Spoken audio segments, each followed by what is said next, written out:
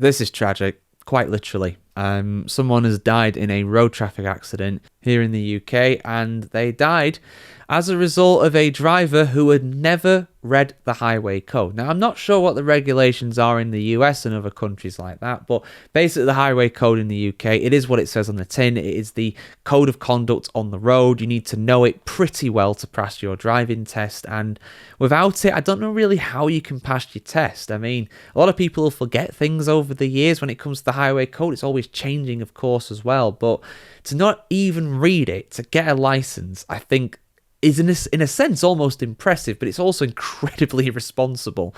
And this driver has shown why, because he's killed somebody without even reading the damn thing. Let's get into this, guys. It's just going to be lighthearted, I'm sure. A driver whose turbocharged car hit and killed a pedestrian on a crossing has told a jury that he has never read the highway code. Albert Yarosh, 27 years of age, admits to causing Rodrigo Vasile Cosma's death by careless driving, but denies causing death by dangerous driving. There's a very fine line in the laws in the UK. It's an absolute web. I'm not going to get into it, but yeah.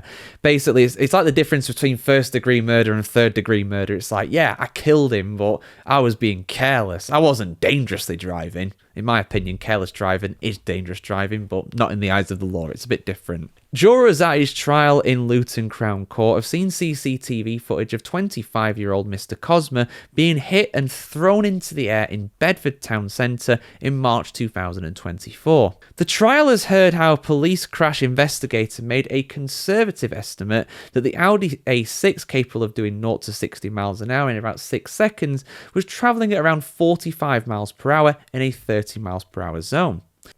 Mr. Yarosh, who was a car body worker in Bedford, told jurors he had been born in Poland and moved to the UK in 2019. He said that he exchanged a Polish driving licence for a UK one and had been driving in the UK for about 4 years before the collision. Sam Barker, who was the prosecutor in this case, asked Mr. Yarosh on Tuesday, "Have you ever read the highway code?" Mr. Yarosh responded, "No, I did not." He said no one had told him to read it. I seriously doubt that. Everybody tells you to read it. And he thought that the rules of the road in Britain were similar to those in other countries. No, they're not. Every country has different rules when it comes to the road. You at least got to read up about them before you go and travel there. Especially if you're going to live there too. Not even like he's on holiday or something like that. Mr. Yarosh said that Mr. Cosma was jogging over the crossing just after the traffic lights had turned green. And he had also said that he got ahead of vehicles which had been waiting at the crossing lights by moving into a left-hand lane, then cutting back into the right-hand lane, he added. Again, pretty terrible driving. Mr. Barker argued that Mr. Yarosh had made a selfish decision to, quote, save a few seconds off his journey, and Mr. Yarosh is also...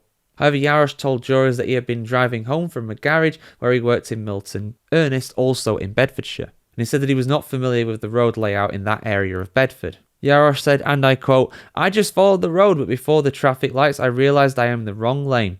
I just followed the road, but before the traffic lights, I realised that I am in the wrong lane, so I decided to change lanes.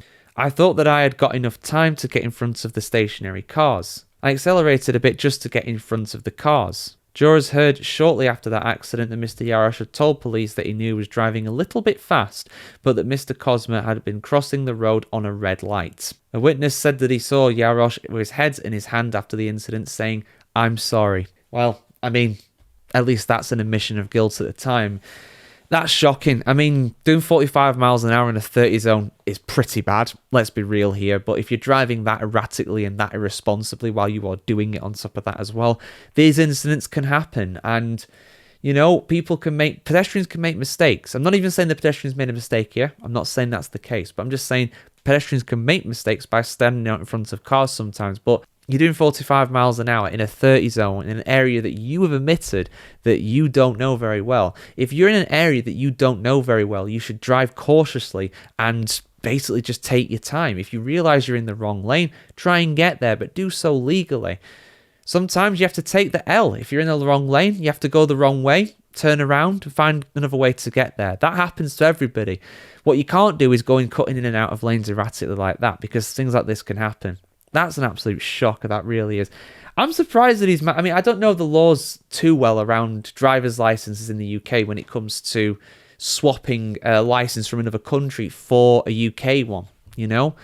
I don't know what the laws like that are, but it does seem as though you can pretty much exchange an EU license or a license from an EU country for a British one in the UK without doing anything, really. I mean, this guy didn't even read the highway code, and he's got a British license. So, guys, people who are more knowledgeable about this, let me know in the comments below. Is it really that easy? Can you just swap it like that? That seems a bit too easy. But then again, this is the UK we're talking about here. A lot of our laws leave a lot to be desired when it comes to that. Like, share, comment, subscribe, guys, if you want to see more like this. Very sad story, but, it's important we bring it here on the channel. And yeah, have a great day wherever in the world today, guys. See you very soon.